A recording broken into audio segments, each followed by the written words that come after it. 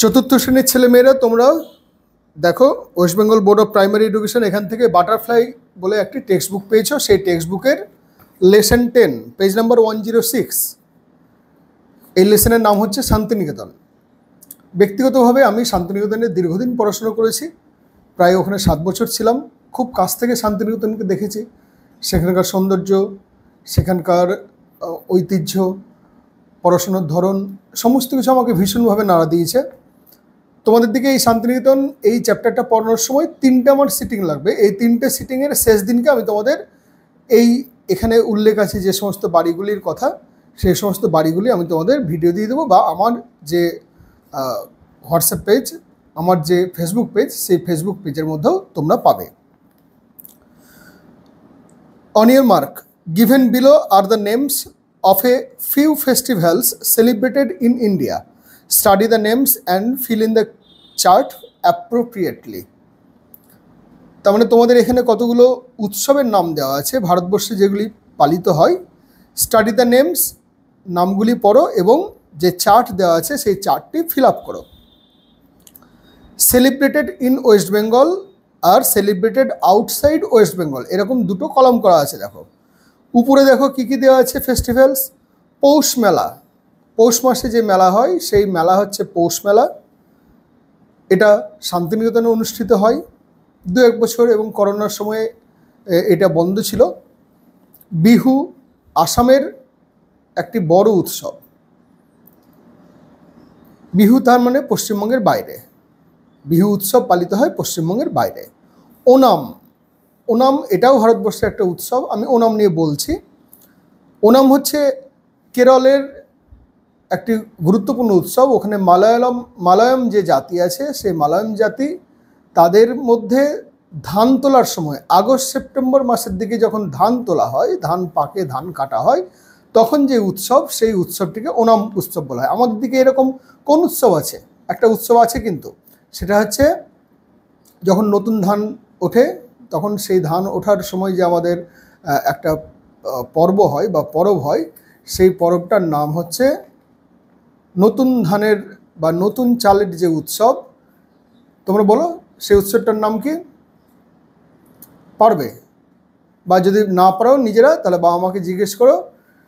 সেটা আমাদের বেশ একটা গুরুত্বপূর্ণ উৎসব। বিভিন্ন রকম পদ তৈরি করে বাইরে প্রথম যে পশু পাখি আছে, গরু, কাক, এদের দিকে দেওয়া হয়। তারপরে আমরা সেই খাবার খাই। মানে প্রকৃতির থেকে উৎপন্ন হওয়া ফসল, সেটা আগে প্রকৃতির যারা সন্তান তাদের দিকেই আগে উৎসর্গ করা হয়, ঈশ্বরকে উৎসর্গ করা হয়, এবং তারপরে আমরা সেটা খাই। বসন্ত উৎসব, বসন্ত উৎসব বসন্তকালে হয়। এই বসন্ত উৎসব এবং পৌষ মেলা, এই দুটি হচ্ছে শান্তিনিকেতনের সবথেকে বড় উৎসব, এবং সারা পৃথিবী জুড়েই এই দুটি উৎসবের নাম খুবই বিখ্যাত। You have mention 2 festivals celebrated in West Bengal. তোমরা যদি চারটা পূরণ করো, তাহলে সেলিব্রেটেড ইন ওয়েস্ট বেঙ্গল এর মধ্যে হচ্ছে পৌষ মেলা এবং বসন্ত উৎসব, আর সেলিব্রেটেড আউটসাইড ওয়েস্ট বেঙ্গল এটা হচ্ছে বিহু এবং Onam. Where in West Bengal are they celebrated? পশ্চিমবঙ্গের কোথায় এই দুটি উদযাপিত হয় বা পালিত হয়? সেটা হচ্ছে শান্তিনিকেতনে। ডিসকাস উইথ ইয়ার ফ্রেন্ডস, তোমার বন্ধুদের সাথে আলোচনা করো। এরপরে লেটস রিড। আমি তাহলে পড়ছি, পড়তে পড়তে বিভিন্ন রকম মানেগুলি আলোচনা করব, এবং তার সঙ্গে সঙ্গে যা যা কিছু বোঝানোর তোমাদেরকে বোঝাবো। It is an afternoon in February. প্রত্যেকটা লাইনের বাংলায় ট্রান্সলেশন করবে। It is an afternoon in February, ফেব্রুয়ারি মাসের এক বিকেলবেলা, বা এটা হয় ফেব্রুয়ারি মাসের এক বিকেলবেলা। ফেব্রুয়ারি মাস কখন হয়? কখন হয় মানে কি, ফেব্রুয়ারির সঙ্গে বাংলা মাসের যদি সমন্বয় ঘটাও, তাহলে দেখবে ফেব্রুয়ারি মাস মানে হচ্ছে বসন্তকাল। এ মাইল্ড উইন্ড ইজ ব্লোয়িং, তাহলে মাইল্ড মানে হচ্ছে মৃদু, তাহলে মৃদু বাতাস বহিতেছে বা বইছে, একটি মৃদু বাতাস বইছে, বা আমরা বলতে পারি মৃদুমন্দ বাতাস বইছে, অর্থাৎ খুব হালকাভাবে বাতাস বইছে, ঝোড়ো বাতাস কখনোই নয়। দ্য সানলাইট ইজ সফট, সূর্যালোক বিকেলবেলা, এমনিতেই বিকেলবেলা। তারপরে হচ্ছে বসন্তকাল, তাহলে বিকেলবেলার পরন্ত রোদ মিঠে মধুর বা মিষ্টি মধুর রোদ। দ্য সানলাইট ইজ সফট, অর্থাৎ সূর্যের আলো পড়ে এসেছে। Several houses stand on a large plot, একটা লার্জ প্লট, প্লট মানে হচ্ছে বড় জায়গা, লার্জ প্লট মানে হচ্ছে বড় জায়গা, তার মানে বড় একটা জায়গার মধ্যে অনেকগুলি বাড়ি ছড়িয়ে ছিটিয়ে আছে বা দাঁড়িয়ে আছে। The houses are fixed to their spot, বাড়িগুলি নির্দিষ্ট জায়গায় দাঁড়িয়ে আছে, কিন্তু but they can talk to one another like human beings, কিন্তু তারা নিজেদের মধ্যে বা পরস্পরের মধ্যে কথা বলতে পারে। কেমন করে কথা বলে? The wind carries their word, বাতাস বা বায়ু এদের কথা বহন করে নিয়ে যায়। শান্তিনিকেতন শেষ, শান্তিনিকেতন কিন্তু এখানে শান্তিনিকেতন জায়গা বা শান্তিনিকেতন স্টেশনের কথা বলেনি। শান্তিনিকেতন মানে শান্তিনিকেতন বিশ্বভারতী ইউনিভার্সিটির স্থাপনেরও আগে ওখানে প্রথম যে বাড়িটি তৈরি হয়েছিল সেই বাড়িটি হচ্ছে শান্তিনিকেতন, বাড়িটির নামই শান্তিনিকেতন, এবং সেই শান্তিনিকেতনের নাম অনুসারেই পুরো জায়গাটির নামকরণ হচ্ছে শান্তিনিকেতন। এবং আমরা সাধারণত বিশ্বভারতী ইউনিভার্সিটি বা শান্তিনিকেতন ইউনিভার্সিটি বলতে একই জিনিস বুঝে থাকি। Shantiniketan says today I am reminded of old days, মানে কি দাঁড়ালো? টুডে আজকে, I am reminded of old days, আমি পুরনো দিন নিয়ে ভাবতে বসেছি বা পুরনো দিনের স্মৃতিকথা আমার মনে আসছে, বা আমি আজকে পুরনো দিনের কথা মনে করে ভারাক্রান্ত হয়ে যাচ্ছে। I am reminded of old days. You are the oldest house among us, দেখো ওল্ডেস্ট সুপারলেটিভ ডিগ্রি হয়েছে, তার জন্য অ্যামং এসছে। যদি দুজনের মধ্যে তুলনা হতো তাহলে তখন বিটুইন হতো। You are the oldest house among us, তুমি আমাদের মধ্যে সব থেকে পুরনো বা প্রাচীন বাড়ি। পুনশ্চ শেষ, পুনশ্চ বলছে, পুনশ্চও কিন্তু এখানে একটা বাড়ির নাম। দিস, তাহলে আমরা কী কী বাড়ির নাম এর মধ্যে পেলাম? 1 নম্বর পেয়েছি শান্তিনিকেতন, আর 2 নম্বর পেলাম Punashcha. Punashcha says this place is named after you, এই জায়গার নামকরণই হয়েছে তোমার নাম দিয়ে। Punashcha stands by a copse of salt trees, copse of salt trees মানে, কপস মানে সারিবদ্ধ ছোট ছোট ছোট কয়েকটি গাছ যখন সারিবদ্ধভাবে থাকে তখন তাকে কপস বলে। কপস, অর্চার্ড এগুলো কিন্তু প্রায় সমর্থক শব্দ। পুনশ্চ দাঁড়িয়ে আছে কোথায়? কয়েকটি সারিবদ্ধ শাল গাছের পাশে। শান্তিনিকেতন স্মাইলস, শান্তিনিকেতন মৃদু হাসি হাসলো। দেয়ার ওয়াজ নাথিং হেয়ার ওয়ান্স, এখন তো শান্তিনিকেতন বিশ্বভারতী গেলে চিনতেই পারবে না। আমরা যে সময় ছেড়ে এসেছিলাম 2000 সালের দিকে, সেই 2000 সালের সময় তখন অনেক ফাঁকা ফাঁকা জায়গা ছিল। ভুমনডাঙ্গার মাঠ বলে যে মাঠটি ছিল সেই মাঠটা বিশাল বড় মাঠ ছিল, পূর্বপল্লী মাঠ বা অন্যান্য আরও যে সমস্ত জায়গাগুলি ছিল সেগুলো অনেকটাই ফাঁকা ছিল। এখন ব্যবসায়িক কারণে বা সময়ের সাথে সাথে সমস্ত জায়গায় উন্নত হয়, সমস্ত জায়গায় আস্তে আস্তে জনসংখ্যা বাড়ে, ভিড় হয়, বাড়িঘরদোর বাড়ে। আজকে শান্তিনিকেতন অনেকটাই ক্রাউডি, কিন্তু ভাবো যে সময়ের কথা বলা হচ্ছে, মানে যে সময় শান্তিনিকেতন বাড়িটি তৈরি হয়েছিল সেই সময় আদিগন্ত বিস্তৃত জায়গা জুড়ে খালি ফাঁকা মাঠ ছিল, ফাঁকা জায়গা ছিল। দেয়ার ওয়াজ নাথিং হেয়ার ওয়ান্স, একদা, ওয়ান্স মানে এখানে একদা, তার মানে একদা এখানে কিছুই ছিল না বা কিছুই ছিল না বললেই চলে। জাস্ট এমটি ল্যান্ড, শুধুমাত্র ফাঁকা জায়গা পড়েছিল। যদি ছিল কিছু তাহলে সেটা হচ্ছে ধুধু বিস্তৃত মাঠ এবং ফাঁকা জায়গা। দেয়ার ওয়ার 2 ছাতিম ট্রিজ, এখানে ছিল খালি 2টি ছাতিম গাছ। And a few palm trees, এবং কয়েকটি তাল গাছ। এরপরে দেখো activity 1, write T for true and write A for false statements in the boxes provided. Provided মানে তোমাদের দিকে যেটি বাক্স দেওয়া হয়েছে তার মধ্যেই তোমাদের দিকে করতে হবে।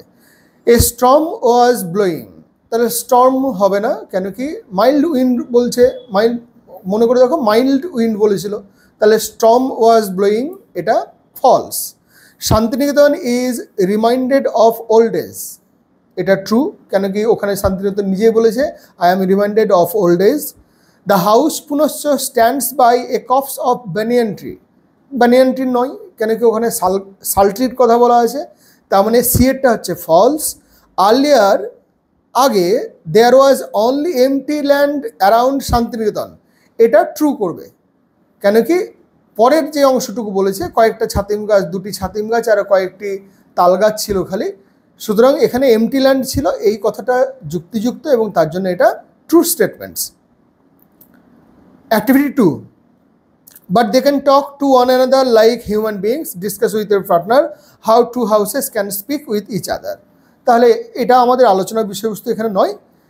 এরপরে দেখো, লেটস কন্টিনিউ।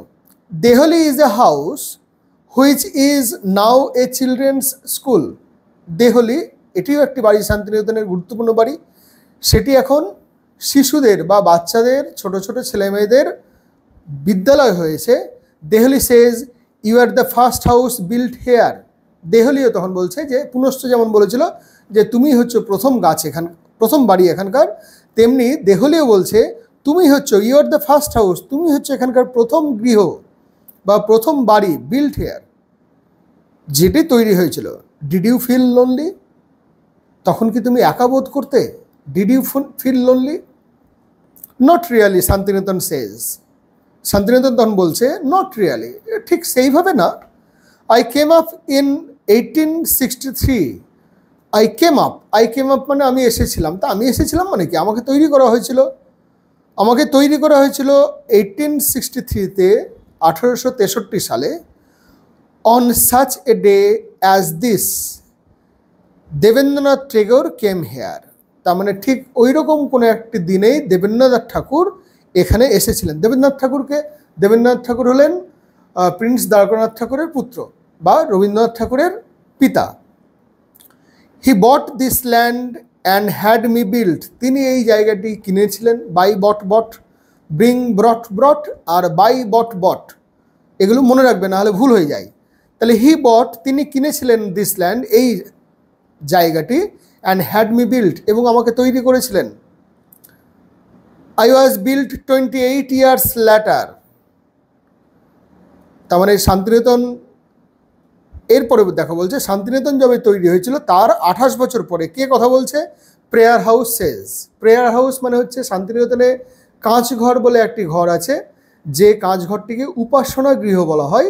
সেখানে গিয়ে প্রত্যেক বুধবার সন্ধ্যেবেলায়, তাছাড়াও বিশেষ বিশেষ গুরুত্বপূর্ণ দিনগুলিতে, রবীন্দ্রনাথ ঠাকুরের মৃত্যু দিবস, রবীন্দ্রনাথ তিরোধান দিবস, রবীন্দ্রনাথ ঠাকুরের জন্মদিবস, জন্মতিথি, অন্যান্য আরও বিশেষ বিশেষ গুরুত্বপূর্ণ দিনগুলিতে, ব্রহ্ম বিশ্ববিদ্যালয় যেদিন স্থাপিত হয়েছিল সেই দিনে, সেই তারিখ, মানে সেই তারিখটিতে, এরকম বেশ কিছু গুরুত্বপূর্ণ দিন আছে যে দিনগুলোতে প্রেয়ার হাউস বা উপাসনা গৃহতে, ওই কাঁচঘরে বিভিন্ন শাখার এবং বিশ্বভারতীর বিভিন্ন বিভাগের ছাত্রছাত্রী, কলাভবন, বিদ্যালয়, শিক্ষা ভবন, সঙ্গীত ভবন, এরকম শিক্ষাছত্র, উত্তর শিক্ষা সদন, পাঠভবন, এখান থেকে অনেক ছেলে মেয়ে আসেন, মাস্টারমশাইরা আসেন, দাদা দিদি বলা হয় যাদের দিকে।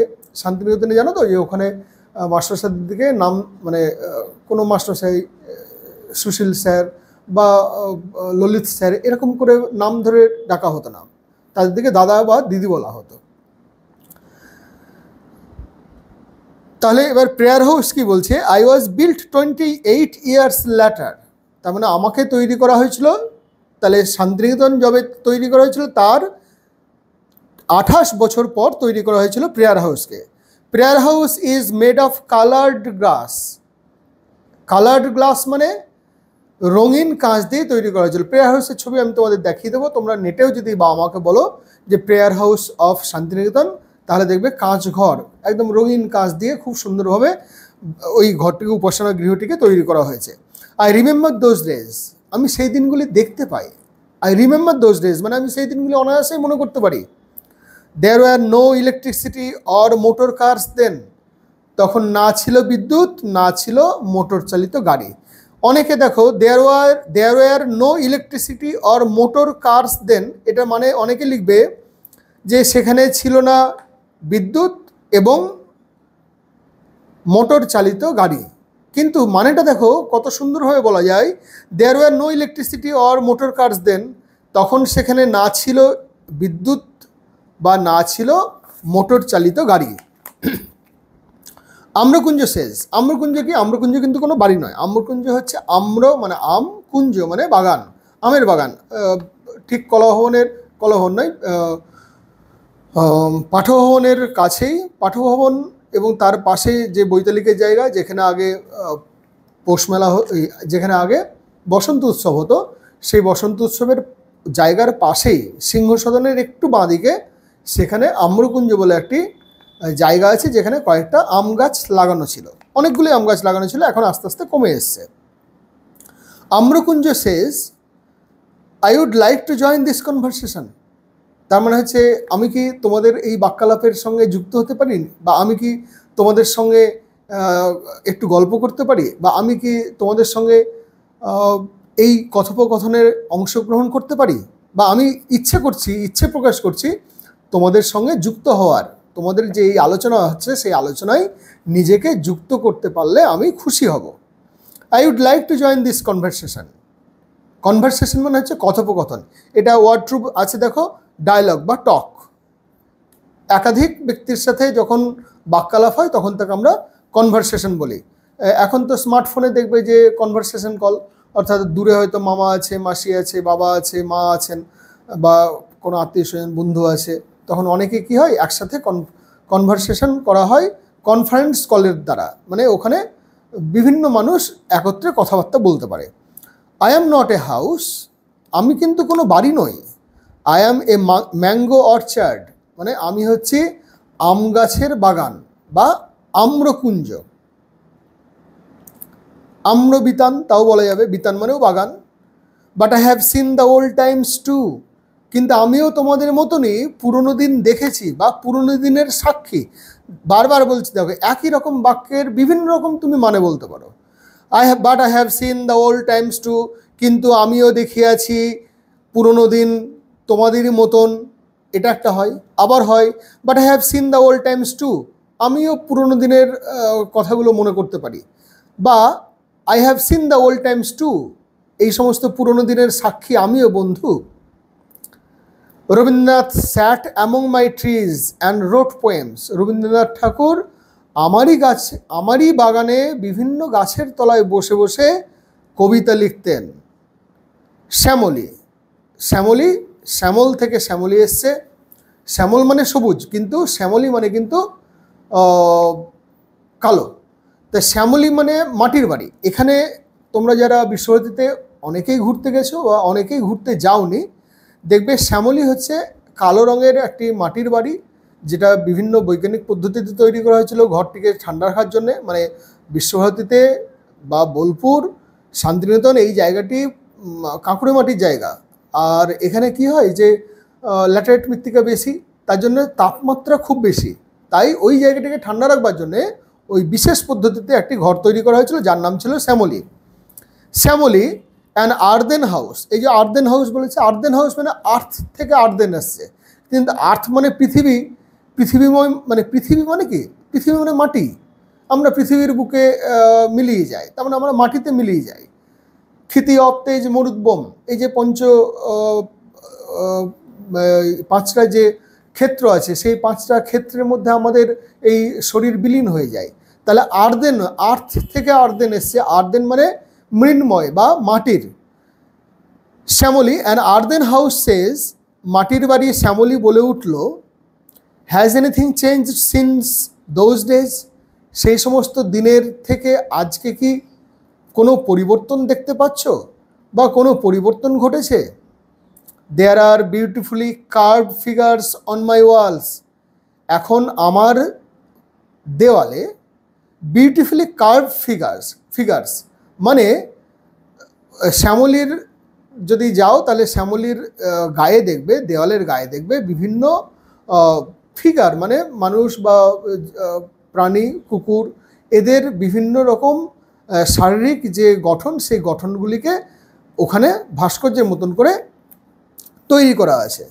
On my walls they are as fresh today as they were yesterday, তারা আজকেও পুরনো দিনের মতনই নতুন বা প্রাণময়। তার মানে দে আর অ্যাজ ফ্রেশ, তারা হয় ততটাই সতেজ বা তাজা, টুডে আজকের দিনে, অ্যাজ দে ওয়ার ইয়েস্টারডে, তার মানে বহুদিন আগে সেগুলিকে তৈরি করা হয়েছে, কিন্তু দেখে যেন মনে হচ্ছে এরা এখনও সজীব। এখানে ফ্রেশ মানে কিন্তু তাজা বলবো না, সজীব বলবো বা প্রাণময় বা প্রাণবন্ত। I lost 5 towers in a storm, prayer house tells everyone, prayer house বলছে, আসলে প্রেয়ার হাউস কাউকেই বলছে না, প্রেয়ার হাউস তোমাদের দিকে বলছে যে I have lost 5 towers in a Sturm, আমার 5টা টাওয়ার মানে এখানে হচ্ছে চূড়া, আমি হারিয়ে ফেলেছি একটা ঝড়ে। সামটাইমস চেঞ্জেস হার্ট, কখনো কখনো পরিবর্তন আমাদের দিকে আঘাত করে বা কষ্ট দেয়। Shantiniketan says, I vividly remember Rabindranath reading out his writings. I vividly, vividly মানে একদম সুস্পষ্টভাবে, যেন আমার কানে এখনও ভেসে আসছে। তার মানে এটা আমি যদি প্রচলিত বঙ্গানুবাদ হয় তাহলে আমি কি বলতে পারি, আই ভিভিডলি রিমেম্বার, আমি নিশ্চিতভাবে বা স্থিরভাবে বা স্পষ্টভাবে মনে করতে পারি, রবীন্দ্রনাথ রিডিং, রবীন্দ্রনাথ ঠাকুর পড়ছিলেন out his writings, reading out his writings, তার লেখা। তাহলে আমি এটাকে অন্যরকমভাবে বলতে পারি, শান্তিনিকেতন শান্তিনিকেতন বলল আই ভিভিডলি রিমেম্বার, আমি এখনও স্পষ্ট করে যেন শুনতে পাই রবীন্দ্রনাথ ঠাকুর তার লেখা পড়ে যাচ্ছেন। Those days are no more, সেই দিনগুলি আর নেই। রবীন্দ্রনাথ ঠাকুর তিনি গত হয়েছেন, তার সঙ্গে সঙ্গে তার যে সমস্ত স্মৃতি, সেই স্মৃতিগুলোও হারিয়ে গিয়েছে, খালি স্মৃতি কথাগুলো ভেসে আছে মনের কোঠায়। ওয়ার্ড্রপ যেগুলো বলেছে দেখো, লোনলি মানে ফ্রেন্ডলেস, অ্যালোন মানে একা, একাকী, তার থেকে লোনলি, লোনলি মানে হচ্ছে যার কোনো বন্ধু বা সঙ্গী নেই, সঙ্গী সাথী হারা। লোনলি থেকে লোনলিনেস মানে একাকিত্ব, যখন আমরা একা থাকি তখন আমাদের মধ্যে একাকিত্ব গ্রাস করে, আমরা নিজেদের দিকে ফাঁকা ফাঁকা বোধ করি, কোনো কিছুর সঙ্গে একাত্ম করতে পারি না, তখন আমাদের এক ধরনের ফ্রাস্ট্রেশন কাজ করে। কনভারসেশন মানে হচ্ছে ডায়লগ বা টক। অর্চার্ড মানে হচ্ছে number of fruit trees growing together, একত্রে যদি বেশ কিছু গাছপালা বড় হয় তখন তাদের দিকে অর্চার্ড বলে। আর্থেন মানে মেড অফ ক্লে, মাটির তৈরি বা কাদার তৈরি। কার্ভড মানে হচ্ছে এনগ্রেভড, মানে খোদাই করে যেগুলিকে তৈরি করা হয়েছে। ফ্রেশ মানে নিউ, সতেজ, তাজা। স্টর্ম মানে হচ্ছে ভায়োলেন্ট উইন্ড, তাহলে ওখানে আমরা মৃদু মাইল্ড উইন্ড পেয়েছিলাম, আর এখানে স্টর্ম মানে ভায়োলেন্ট উইন্ড। এবার activity 3, complete the following sentences with words from the text. Dehali is now, তাহলে দেহলি ইজ নাও কি আছে দেখো, বাঁদিকে 108 পৃষ্ঠায় আছে।